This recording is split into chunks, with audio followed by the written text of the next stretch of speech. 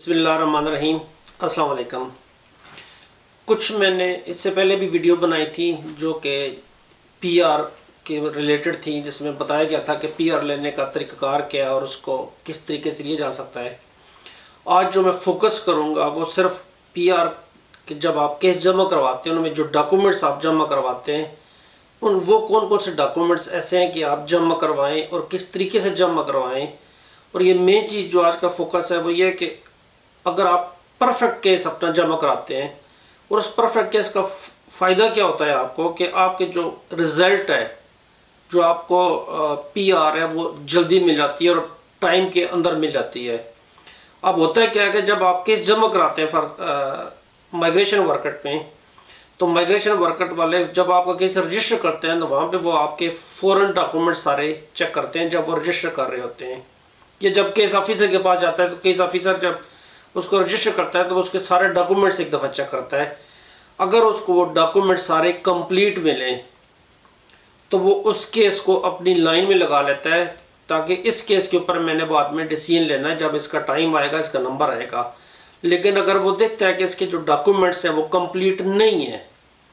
तो उसको एक साइड पे रख देगा। फिर उसको एक लेटर बनाना पड़ेगा, वो लेटर आपको भेजना पड़ेगा कि फ़लाँ डॉक्यूमेंट्स मुझे आप एक्स्ट्रा भेजें, तो वो एक टाइम ज़ाया होता है उसमें। तो अगर आप शुरू से कंप्लीट डॉक्यूमेंट्स बना के भेजें, हर चीज़ आपकी कंप्लीट हो ताकि उसके पास कोई ऐसी वजह ना हो कि वो आपको लेटर लिखे और आपको कहे जी आप ये चीज़ कम है, आप मुझे ये चीज़ भेजें, मुझे ये चीज़ भेजें, मुझे फ़लाँ चीज़ की कमी है। तो वो टाइम टेकिंग प्रोसेस है। टाइम टेकिंग प्रोसेस है, वो आपका केस फिर 9 महीने साल तक भी चल सकता है। लेकिन अगर आप कंप्लीट केस भेजेंगे मैं आपको अपनी मिसाल देता हूँ, मैंने अपना केस कंप्लीट करके भेजा तो मेरा 2.5-3 महीने में मुझे पीआर बन के घर आ गया और मुझसे उन्होंने कुछ भी इजाफी चीज़ नहीं मांगी, जी आप हमें कुछ भेजें। सिंपली 2.5 महीने लगे, मुझे पीआर का रिजल्ट डिसीजन आ गया, जी आपका पीआर एक्सेप्ट हो गया है। तो ये चीज़ों मैं बताने जा रहा हूँ। जो चीज़ें डॉक्यूमेंट्स आपकी रिक्वायरमेंट होती हैं वो सारी फॉर्मेलिटी से हट के, मसलन पासपोर्ट की कापियाँ या उसके बाद आपकी जो रेजिडेंट कार्ड उसकी कापियाँ, या अगर आप जिस कंट्री से हैं उसकी कापियाँ, उससे हट के जो मैं वो सारी चीज़ें आपने भेजनी है। एडिशन उसमें आपने ये करना है कि जो पासपोर्ट है मैंने जो किया था वो फुल पेजेस की कापियाँ भेजी थी। वो मांगते हैं कि जिस पे लिखा नाम वगैरह लिखा हो, डिटेल लिखी हो, प्लस जहाँ पे स्टैम्प्स लगी हो। मैंने 36 पेज थे, 36 पेज की कापियाँ बना के मैंने उनको भेजी थी। इन सारे डॉक्यूमेंट्स के अलावा जो पासपोर्ट होगी, रेजिडेंट कार्ड की कापी होगी, इनके अलावा जो मेन चीज़ है जिसके मतलब हम बात करते हैं वो है मकान का कॉन्ट्रैक्ट कैसा होना चाहिए, कौन से डॉक्यूमेंट्स मकान के कॉन्ट्रैक्ट आपने लगाने हैं, ख़रीदा हुआ हो तो कौन से लगने हैं आपके, अगर आपने किराए पर लिया हुआ है किसी कंपनी से तो वो कौन से लगने हैं, अगर आपने किसी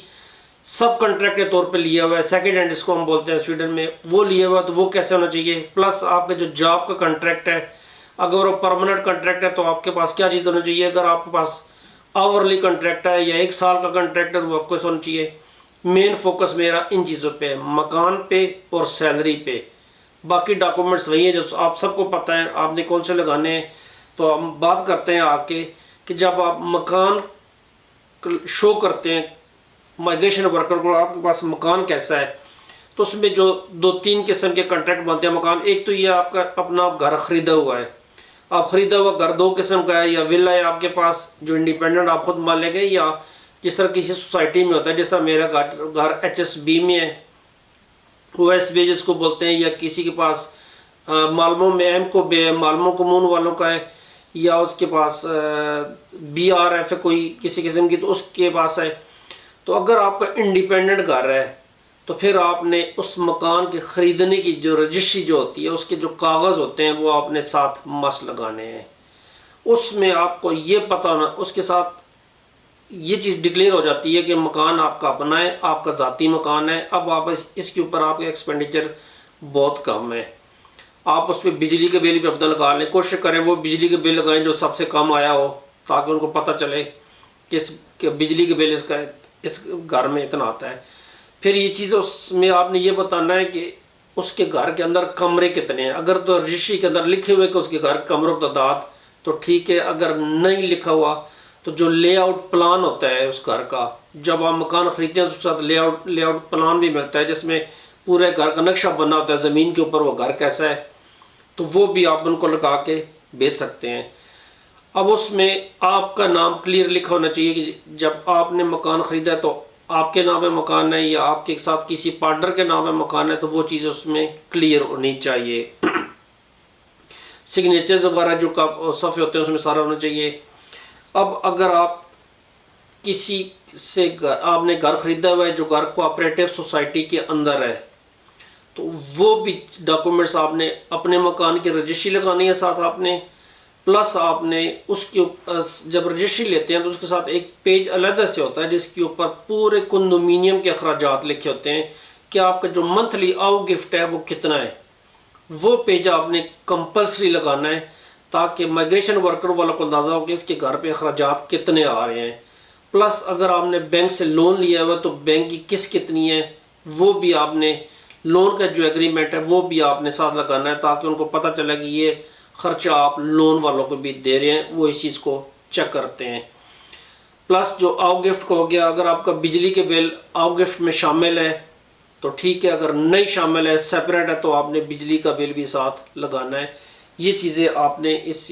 مکان کے سلسلے میں لگانے ہیں۔ اب اگر آپ نے مکان کرائے پہ لیا ہوا ہے تو جو کرایہ کا جو کنٹریکٹ ہوتا ہے وہ کمپلیٹ لگانا ہے۔ کرائے کے کنٹریکٹ میں آپ کا نام، جس سے آپ مکان کرائے پہ لے رہے ہیں اس کا نام، یا کمپنی سے لے رہے ہیں اس کا نام، اور سگنیچرز وغیرہ، ایڈریس وغیرہ، اس کا کمروں کی تعداد، ساری کچھ یہ چیزیں آپ نے بتانی ہیں، کیونکہ کمروں کی تعداد اور کرایہ یا آؤ گفٹ یا بلز یہ بہت زیادہ امپارٹنٹ چیز ہے ان لوگوں کو سمجھنے کے لیے، تاکہ وہ یہ چیز کی جانچ کر سکیں کہ اس آدمی کی اخراجات کتنے ہیں۔ کیونکہ جو پچھلے سال جو قانون آیا تھا جولائی میں، اس میں اس چیز پہ سختی تھوڑی سی زیادہ دکھائی دے رہی ہے۔ اگر آپ سب کنٹریکٹ پہ کسی سے آپ نے سیکنڈ ہینڈ مکان لیا ہوا ہے تو یہ ایکسیپٹیبل ہے یہ چیز۔ سیکنڈ ہینڈ آپ نے جو گھر کا کنٹریکٹ بنایا ہوا ہے سیکنڈ ہینڈ پرسن سے، اس کے بعد جو اس کنٹریکٹ کو آپ نے اپروو کروایا ہے ایسوسیشن سے یا مالک سے، کسی جس کا اوریجنل مکان ہے اس سے آپ نے اپروو کروایا ہے، تو وہ اپروول کے ڈاکومنٹ بھی آپ نے ساتھ مست لگانے ہیں، اور اس ڈاکومنٹ سے پتہ چلے کہ آپ کا کنٹریکٹ ریگولر ہے۔ سیکنڈ ہینڈ کنٹریکٹ مین آپ نے ریگولر طریقے سے اپروو کروایا اوپر سے، پھر آپ نے سیکنڈ ہینڈ لیا ہوا ہے۔ یہ نہیں ہے کہ آپ نے صرف سیکنڈ ہینڈ لے لیا اور وہ بلیک میں چل رہا ہے مکان آپ کا۔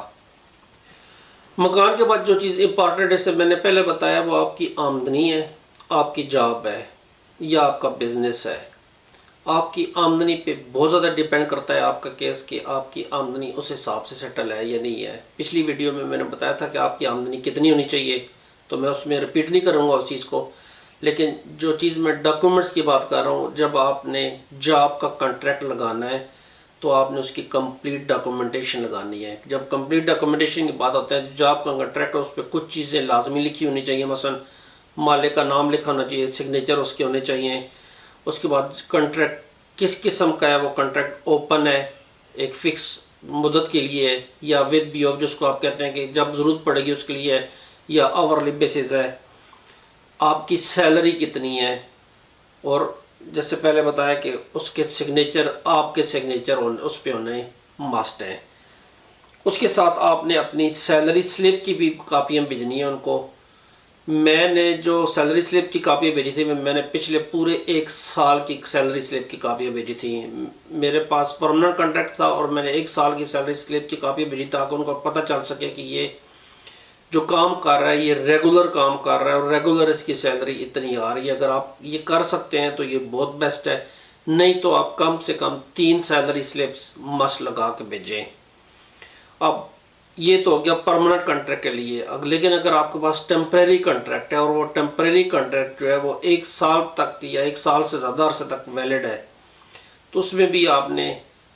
کنٹریکٹ لگانا ہے، سیلری سلپ آپ نے مست لگانی ہے، اور اس کنٹریکٹ سے پہلے اگر آپ اس کے بعد پچھلی ملازمتیں آپ کے پاس تھیں تو وہ بھی آپ نے لگانا چاہیے کہ آپ کی جاب ابھی شروع ہوئی ہے وہ 1 سال تک ویلڈ رہے گی، اس سے پہلے آپ نے جاب نہیں کی ہوئی یا آپ نے کسی اور طریقے سے اپنے آپ کو آکوپائڈ کیے ہوئے تھے، تو آپ نے پچھلی جاب کا کنٹریکٹ بھی لگانا ہے تاکہ اس سے ان کو سمجھ آ سکے کہ اس کمپنی کے ساتھ جس کا آپ کام 1 سال کا کنٹریکٹ اس کے ساتھ پہلے بھی آپ نے کام کر رہے ہیں اور یہ آپ کا کنٹریکٹ سال بائی سال ایکسٹینڈ کرتے جا رہے ہیں. اب اس میں کنٹریکٹ کے ساتھ ایک چیز اور امپورٹنٹ ہے، وہ آپ نے اگر آرکاسا میں اپنے آپ کو رجسٹر کروایا ہو، جس کو ہم انشورنس کہتے ہیں، کہ خدا نخواستہ اگر آپ بے روزگار ہو گئے تو آپ کو 1 سال تک جو انشورنس والے وہ آپ کو پیمنٹ کریں گے. آرکاسا جس کو بولتے ہیں، میں نے الفاقاسن میں اپنے آپ کو رجسٹر کروایا ہوا ہے، آپ نے بھی جس کے پاس رجسٹر کروایا ہے وہ بھی آپ لگا کے بھیج دیں تاکہ مائگریشن ورکر والوں کو پتہ چلے کہ خدا نخواستہ ان کیس آف ایمرجنسی اگر آپ جاب آپ کی چلی جاتی ہے تو آپ گورنمنٹ پہ بوجھ نہیں ہے، آپ نے اپنی انشورنس کروائی ہوئی ہے. یہ آپ کے پاس ایک پلس پوائنٹ ہے اس چیز میں.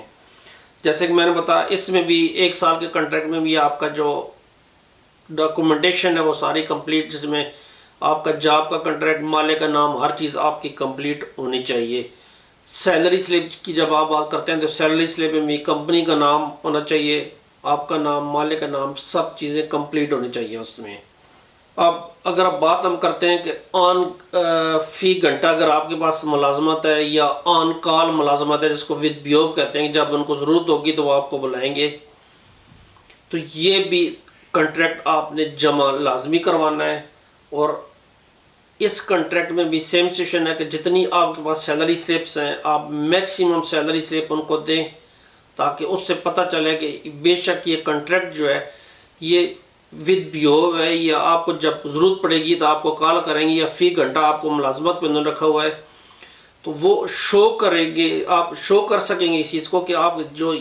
اس کنٹریکٹ پہ آپ کام کر رہے ہیں وہ آپ ٹھیک طریقے سے کرتے ہیں اور اس سے اچھا خاصا آپ پیسہ کما رہے ہیں. یہ نہیں کہ آپ مہینے میں صرف 4 گھنٹے کام کر رہے ہیں اور اس کے بعد آپ کام نہیں کر رہے. اگر آپ کے پاس جاب ختم ہو جاتی ہے اور آپ بے روزگاری فنڈ حاصل کر رہے ہیں، جس طرح میں نے پہلے بتایا کہ آپ آرکاسا میں اپنے آپ کو رجسٹر کروایا تو انہوں نے آپ کو بے روزگاری الاؤنس دے رہے ہیں، تو وہ بھی آپ بتا سکتے ہیں کہ اس وقت آپ بے روزگار ہیں، آپ نے پچھلے عرصے میں ادھر کام کیا ہوا تھا، یہ اس وقت آپ بے روزگاری یا انشورنس جس کو آپ بولتے ہیں، انشورنس والوں سے آپ اتنے پیسے لے رہے ہیں. اگر آپ فار سیکرن کاسن سے پیسے لے رہے ہیں تو اس کا جو ڈیسیژن لیٹر ہے فار سیکرن کاسن کا وہ بھی آپ نے شو کرانا. اگر آپ بڑی عمر کے ہیں، بزرگ ہیں، تو آپ پینشن کے ڈاکومنٹس جمع کرا سکتے ہیں. اگر آپ بزنس میں ہیں تو آپ نے پچھلے سال کے ٹیکس ریٹرن آپ نے مست جمع کرانے ہیں. اس سال کا جو عرصہ، جس عرصے تک آپ پیپر جمع کروا رہے ہیں، مثلا ابھی 3 مہینے میں 1 سال کو ختم ہوئے اور آپ نے پچھلے سال کا ڈکلیریشن جمع کروایا ہوا ہے اور اب 3-4 مہینے ہو گئے، تو آپ نے کم از کم پچھلے 3 مہینے کا آپ نے بتانا ہے کہ آپ نے 3 مہینے میں کتنا ٹیکس دے رہے ہیں اور کیا کچھ آپ کر رہے ہیں اور اس کی آپ کی آمدنی کتنی ہے. اس میں آپ کا جو بینک سٹیٹمنٹ ہے وہ بھی بتا سکتی ہے کہ آپ کی جو آمدنی آ رہی ہے اس بزنس کے تھرو وہ کتنی آ رہی ہے. آپ بینک سٹیٹمنٹ میں سے بھی اس کو واضح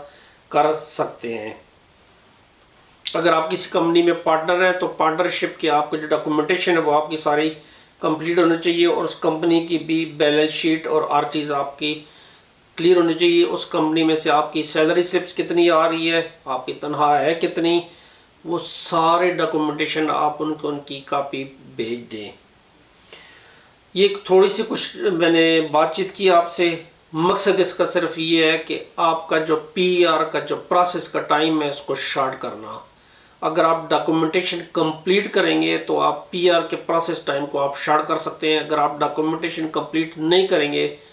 تو آپ کا پی آر کا ٹائم تھوڑا سا لمبا ہو سکتا ہے. میرے لیے دعا کیجیے گا، اپنا خیال رکھیے گا. اللہ حافظ.